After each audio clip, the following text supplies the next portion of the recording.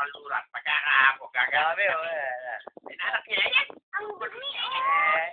Nanay ka mo ang dumi. Oo, dami yan. Dami ano, lolo, Yun no? na. Yan ang pinakadamit niya, yung putik, yung damit.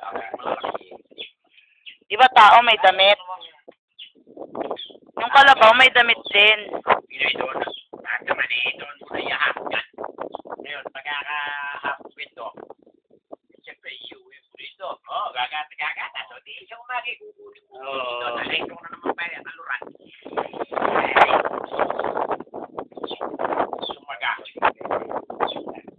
Kahit yung hapon. Ano? Di gatas tayo. Huwag na! Ha?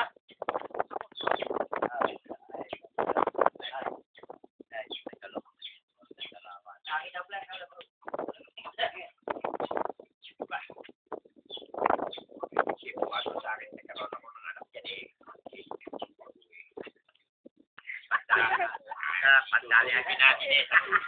Ano, Ivy? Yan ka na naman sa pandali. Anak eh.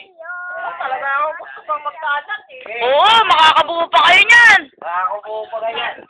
Ang lalaki, walang kapasite. Oo.